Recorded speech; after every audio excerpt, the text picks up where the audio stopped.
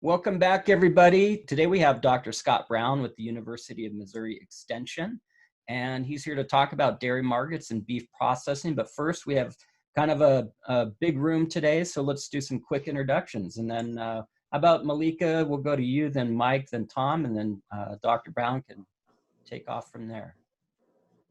Hi, Malieka Bordigioni at the University of Nevada, Reno. I work on the FAPRI project and also for the University Center for Economic Development. I'm Mike Helmar, University of Nevada, Reno. I work on with the University Center for Economic Development with the FAPRI project, and I also work with the Agricultural Experimentation in the College of Ag. Okay, I'm Tom Harris. I'm a professor in the Department of Economics in the School of Business. I also have an appointment as a state extension specialist in community development, and I'm director of the University Center for Economic Development, and I have a joint appointment in the Nevada Ag Experiment and Cooperative. I'm kind of like a NASCAR, ain't I? I'm a Nevada Agriculture Experiment Station and Nevada Cooperative Extension. Great. Well, Dr. Brown, let's learn a little bit about what's going on with the dairy markets and beef. Mm-hmm. Yeah, for sure. I appreciate the chance to visit with you all today, and I'll spend a few minutes here just kind of looking over what I think are the key issues.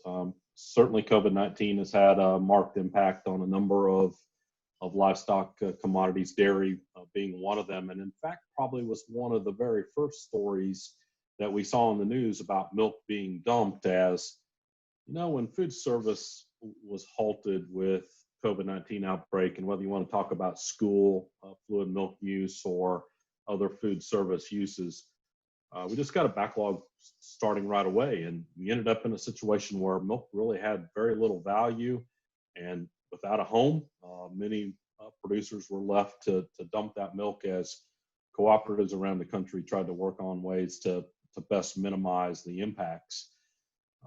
Since that period of time, so we've seen a lot of change, I guess, as I kind of look at what's going on in dairy markets.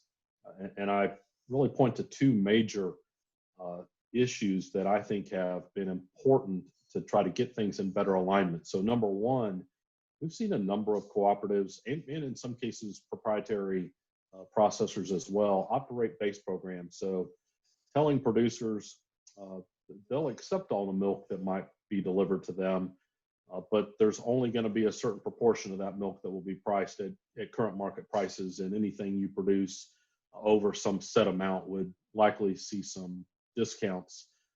And again, it was the idea of trying to get short run supply in a little better balance with demand. And so that was kind of the first start of this. How do we get the amount of milk we're being dumped to work down over time? And I will say, although we're not done probably with milk being dumped, it's a much better situation than we saw just a few weeks ago in the industry across the country. At the same time, I'm not sure I'm ready to call it the bottom of COVID-19, but it's certainly looking like we're trying to work our way out of that situation. As the country slowly reopens, I do see food service pulling cheese and butter prices higher.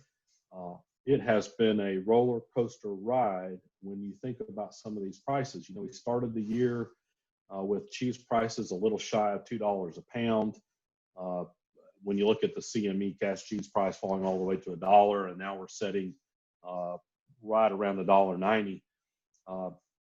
That's some severe volatility to have to deal with. And then, of course, the federal government providing help in terms of the CFAP program. I think that's going to help producers as we look at some of those details as well. And I'll just spend a couple of minutes looking at a few slides here for us.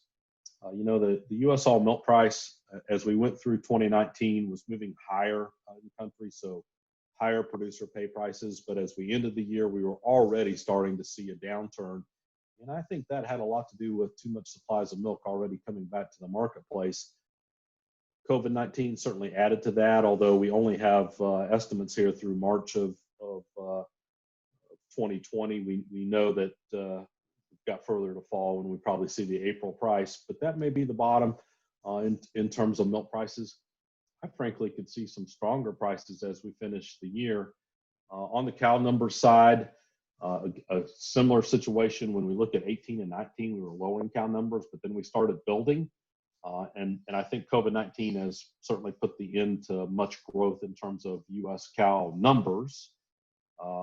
If we look at dairy product prices, again, what we talk about, and these are NASS surveyed prices, so a little less volatile than the CME prices that we normally think about. So instead of cheese and butter that were at $2 when we started the year, they fell to about $1.15 to $1.10. But you notice the curve here on the very end, and again, NASS prices that tend to lag those CME prices a little bit. We've seen some nice recovery, and I expect we're going to continue to see some higher prices. However, I remind us that we really haven't seen the worst of the economic downturn and the effects of that economic downturn on demand for things like dairy products. I'm not sure we can maintain the kinds of levels we've seen of late. And so I think there's phases here that we can talk about, and I'll save that maybe for a little bit of discussion. I just want to, for a minute, remind folks of the Coronavirus Food Assistance Program that USDA announced last week and giving us final details. $16 billion in total funding going out in the different programs across all commodities. I always remind us the bottom bullet of, this is my current understanding of the CFAP program. It will change, and of course, FSA always has final say in these things. But providing producers a couple of payments here, different types of payments, I should say. So we're going to take their first quarter 2020 production, multiply it by $4.71 per hundredweight under the CARES Act payment rate. They're also getting another $1.47. That payment rate's adjusted by some seasonality. It basically adds another couple cents to that $1.47. Just to give you some sense of what's available for dairy producers from those payments. Producers are eligible regardless of whether they were in dairy margin coverage or things like dairy revenue protection, dairy RP. So I think that's going to be helpful to producers. And that's kind of where we sit, I guess, from a dairy side. And maybe I'll stop and see if we have some discussion related to dairy before we move on. Any questions? Well, okay, I asked one, and Scott and Mike and Malieka can tell me also if I may be out of line. In Nevada, we have a very big dairy farmers in Fallon is dry milk, and a very big part of that is export to China. How do you think, and there's a lot of things going on with China now, number one, the dry milk market, and number two, the potentials for export to China. What do y'all see in the future? Well, we need to make sure that we're specific here when we talk about our dairy plant. It's primarily whole milk powder, which is a much smaller market than non-fat dry milk or skim milk powder. And China is our largest customer. Although, back up a minute, that dairy plant can make a non-fat dry milk as well. I'm not sure what they do with the butterfat, but they make the non-fat dry milk, so they can switch to that. But they're primarily geared towards that Chinese and now some other Asian countries whole milk powder. And so now we're talking about the big question of what will China do. Even before this started, and even before phase one, China was in and out of that market as it is many other markets.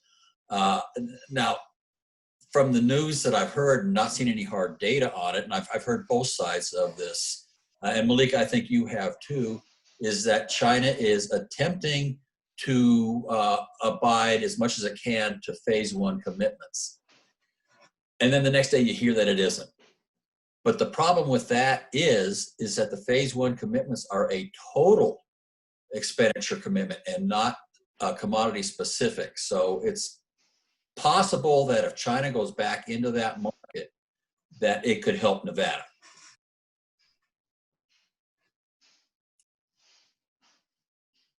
Yeah, I certainly agree with you, Mike. I think when you look at the whole milk powder market in the world, there's some reasons to be optimistic about some gains in trade. You've talked China a lot, and I'll agree that phase one if they're really going to hit those commitments, probably it's beneficial, the whole milk powder, beneficial to the processing plant that sits there in Nevada.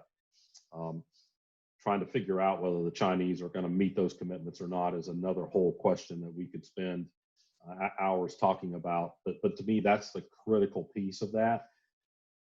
However, I do think there's some stronger demand more generally in Asia for whole milk powder products. And again, I think we're slowly getting ourselves in that newer plant setting there certainly has been in a position to better hit what consumers want in terms of that whole milk powder market that's out there. So I'm optimistic that we can get some recovery there as we go. I'm not suggesting that happens in the next couple of months, but I guess as I look out 18, 24 months, to me, positioning in whole milk powder markets is not a bad place to be. I always keep saying that when you look at demand for ag products generally, the growth in demand is going to occur outside the United States, not within the United States.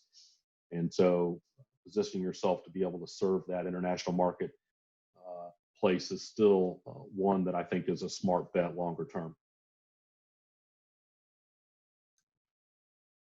Okay. Should we move on to meat processing?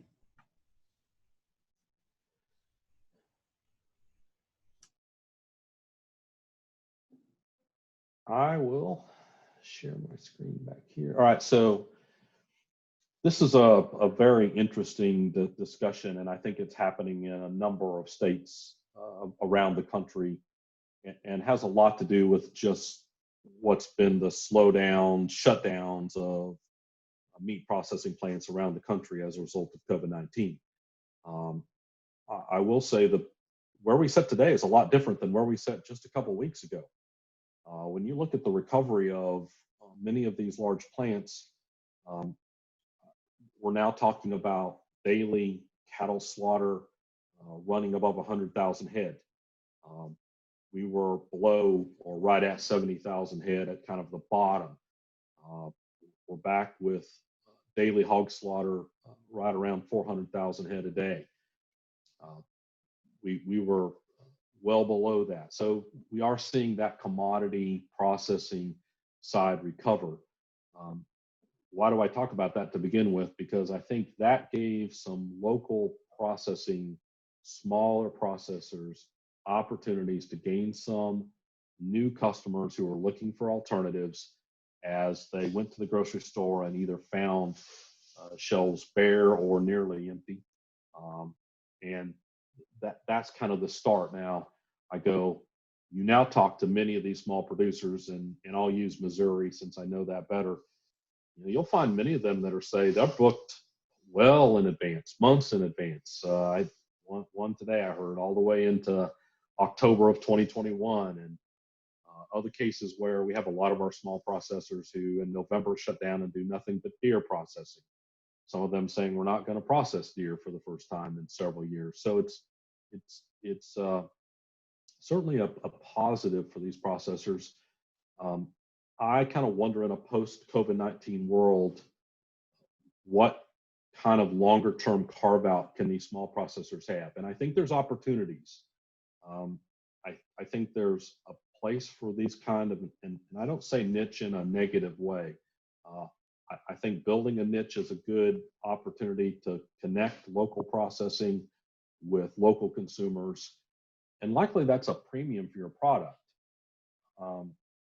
I want to make sure, and the other slide that I have for us today is just to remind us that there are large economies of scale in beef processing.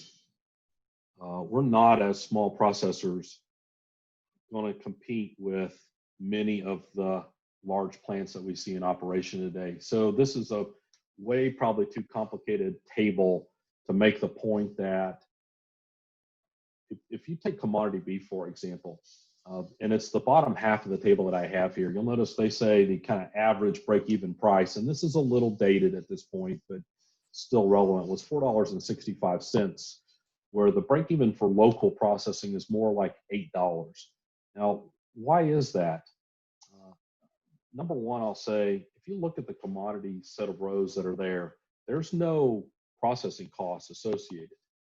Why is that? That commodity beef, we're going to talk about the offal, so parts of the carcass that if you're a local processor probably have no value. In fact, you might have to pay a disposal fee to render those products. In those large plants, when you're producing a high volume of some of those offal products, it really offsets the cost of processing. And so you got a lot more products that you're pulling out of that individual animal than you are if you're on the local side. And so there's a lot of the difference that we face. And so I argue here in Missouri, if we're going to do more local processing, what are consumers willing to pay for that? What's a Missouri branded product worth to them? I think we could say the same thing in Nevada, developing those kind of local products. So as long as we understand we're not going to probably compete with small plants in a commodity market, but we can maybe find our own niche that has a higher value market. Those are the opportunities that I think can be with us longer term. I just always remind producers here in Missouri or processors here in Missouri you have to be a good marketer. This is more than being a good cattleman. You better be a good marketer if you're going to make this work long term. So just a few minutes on what I see as some possibilities on that local beef processing side.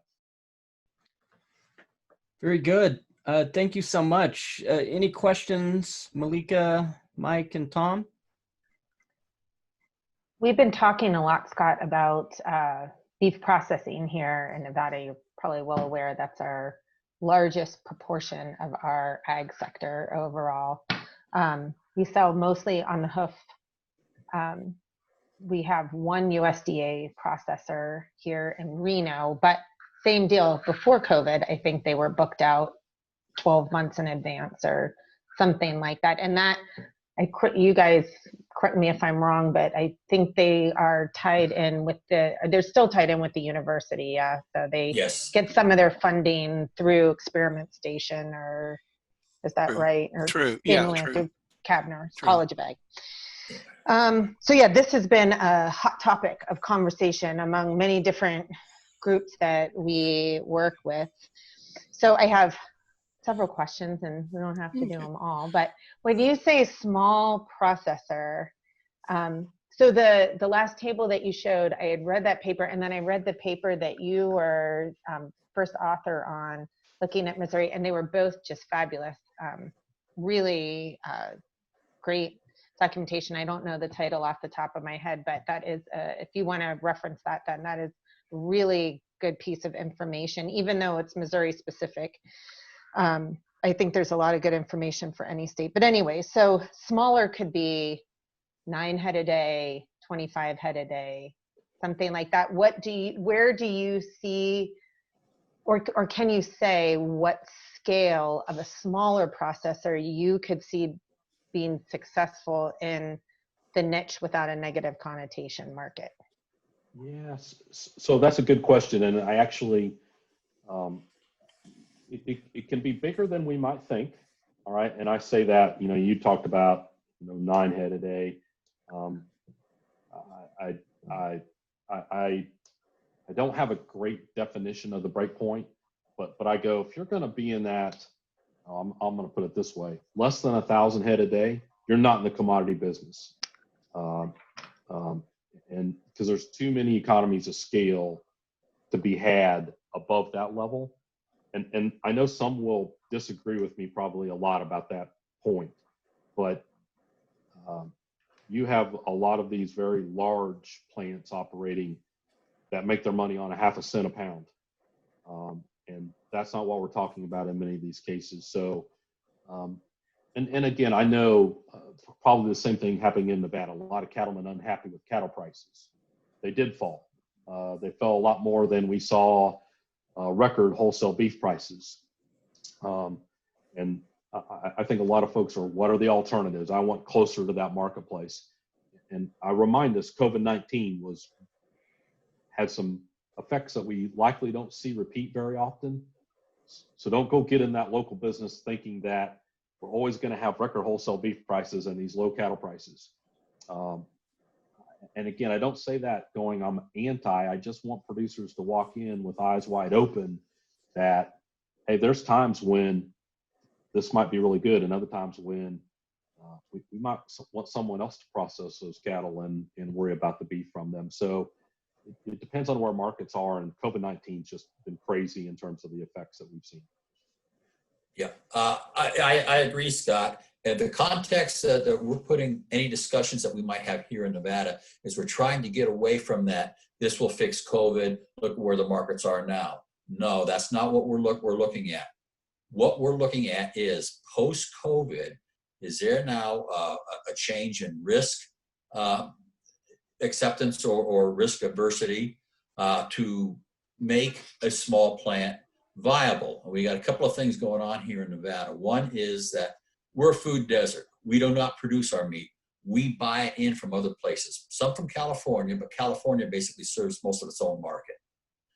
We still get a lot of our beef coming out of those packers in the Midwest and places like that. So there's a transportation cost added onto it to get here to Nevada, which makes us a higher priced area. So the question is if we eliminate or drastically reduce transportation costs of animals to the plant, and then on the outside, reduce those transportation costs into our local markets, are we able to pencil out some profits? Those are the things we're wondering. I mean, I know you don't know the answer to that right now, but that's kind of the context that we're in, not as this fixes COVID and COVID creates this opportunity. No, we want to see when markets are back to normal, can we do it? Yeah, so Mike, your point's a good one of we can have a lot of small processors try to come online, and it does not take the place of the plant shutdowns we have in these large operations. That's a wholly different discussion, but for me, it's an opportunity to connect to consumers that in the past may just went to the grocery store and bought whatever was there, that now say, hey, I'm going to go to Mike Helmar's local processing plant, and I've created a connection to him, and I'm going to honor that connection longer term. So it's the marketing that connects to me, local producers, local processors, to local consumers, that has an opportunity longer term post-COVID. I might have at one point said, if COVID-19 is one and done, we'll go back to our old ways pretty quickly. And I still think there's a little bit of that goes on. But if I'm a local processor right now, this is where I got to build my brand. I'm going to build my brand trying to hold those consumers longer term. And to me, the issue here is a lot more about how do I want to market to make sure that I grab those consumers and I keep them with me longer term. I think there's a lot of opportunities. At the same time, I'll remind us, processing cattle is not for the faint of heart, right? It's hard work. And finding folks equipped to do that. I just remind us that we have a lot of fairly older processors sitting here in Missouri who are always looking for the next generation that want to cut meat because it's hard work. I have one more question, and this also refer to, can you tell me the name of that paper? It was Yes. So if you, I think if you actually Google Missouri Beef Value Added Project, you will find that paper. It was done a few years ago. So we're in Missouri. Depending on the year, the number 2 or number 3 beef cow state in the country. Oklahoma and Missouri trade back and forth, that number 2 or number 3 spot. And most of our calves are destined to be fed outside of Missouri. We ship a lot of them, Kansas, Nebraska, Oklahoma, some to Iowa as well. And so our focus a few years ago was, can we feed more cattle in Missouri, get more value added to occur in Missouri? And naturally, then that became the discussion of, can we create processing? Now, I think when we were down this road, there was always both avenues, this local idea, but then also, can we get in the commodity business? Feeding cattle in Missouri is a little tough, just given the amount of rain that we get. So if we're going to feed cattle in Missouri, we're going to put them under roof. That has larger capital outlays than many of the feed yards that you see in western Kansas that I always say have sophisticated feed mills and vet services, but the rest of it is pretty low cost in my mind. Putting a roof over a feeding facility in Missouri has a cost, capital cost that stays with us. But that's been much of our discussion. That was much of the reason why that study was originally done, just to talk about the feasibility of really getting into more cattle feeding occurring in Missouri and maybe processing as well. And that's what Go I ahead. was going to say. That's what we've talked about too. And of course, Nevada and Missouri are very different geographically. Precipitation, and which brings me to you meant in that paper, there was a short discussion about the need for water as an input to feedlots and processing, and that in Missouri there was a concern that the Ogallala Aquifer was drying down. Of course, we would love to have an aquifer like Ogallala here in Nevada. We're pretty darn dry. So can you just talk briefly about the importance of water as an input, or how that might have influenced Missouri's analysis of the feasibility? So there's a combination of things that have to go on when you talk about water. So number one, you'd sure like to have a local supply of crops. So we grow a lot of corn in Missouri, especially along the Missouri River. You want to make sure you have enough moisture for adequate crop growth, so you don't have to transport that feed all that far, if at all possible. That's probably our leg up relative to Western Kansas, especially if you talk about that aquifer continuing to drain down. They've certainly used a lot of irrigation to grow corn in places like Western Kansas. If they don't have that opportunity, I think it makes us more cost competitive being closer to the feed side. But even running those plants takes a lot of water. So you have to look at how far you're going to have to pull on that water to get it accessible for some of the processing that goes on. We certainly have places in Missouri that are very well suited in terms of water availability. Other places where you're going to have to go pretty deep to find reasonable supplies of water for what both processing as well as feed yards need. And again, we're sometimes blessed with too much water, which feeding cattle when they're standing knee deep in mud is not very efficient. And so the runoff associated creates some environmental issues we also have to deal with. So and then I always say, if Missouri was destined to be a processor, there would be a lot of large current processors interested in building a plant in Missouri. So I think, we've seen this industry evolve in a way where different areas of the country have specialized in different parts of it for a reason. I always go as an economist, it's always about how cheap and what does it cost in different parts of the country to do different parts of that beef production system. Scott, I agree. I got my master's at Texas Tech back when. I'm sorry. What? Well, way back when I had Sam Houston and Santa Ana were in my class. When that whole thing exploded at feedlots in the Amarillo, the Ogallala Aquifers there was a good place to grow grain sorghum and all that. And that kind of course, we don't have aquifers like here in the desert. And that's why you've seen all that massive growth from, I won't say from the Texas Panhandle all up Western Kansas and Missouri, and that's because of that. And they've been, like I said, when I did my thesis, I was looking at the economic impacts of declining water in the Ogallala Aquifer, and after it gets drained, they'll spend another 50 years figuring out how they could really done it right. So, but they've still been coming, but technology has helped them a lot with that. And Amarillo is still a big area for feedlots, very big. And I think we're a long ways away from those feed yards going away in those places. And you're right, Tom, technologies come on, whether it's the amount of water we need to make that corn grow or grain sorghum grow, some phenomenal technology related to drought resistance and so forth that I think has changed the pull on that aquifer as well. Malieka said, that's one of the things. You have to look at your natural resources. What's the difference between Nevada and the high plains is that water and that, and also with the expanding, with the COVID kind of opening up. I'm going to refer to something Mike you told me in a conversation. If the casinos open up, will there be demands for different cuts of meat? You remember you were saying when it was in the regular, when you have the casinos, you have the very expensive cuts of meat that people were looking at. That, I think that's going to reappear.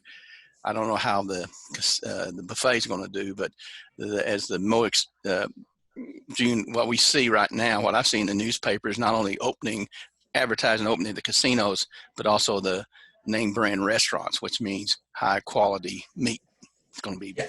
Yeah, you're right, and Scott, you know more about this than I do, but as you look at the cutout values recently, it used to be that those high-end cuts kind of dominated that, drove that, and now in COVID, it's switched over to a little more of the stuff that you might buy in a grocery store, and it's reduced it. So, yeah, that's absolutely right. So I go, generally, that's right. I go things like bacon, certainly was driven by food service, steaks, high-end restaurants. So I go, when you look at food away from home consumption or expenditures, right, outpacing food at home expenditures, then all of a sudden that decision is made by the restaurant I choose, not standing in front of the meat case at the grocery store. And I think a really good example of this, I tell the pork industry all the time, 9 months ago, I would said, if you can figure out a way to get wholesale loin prices on the pork side to get above $1, you're going to help yourself a lot.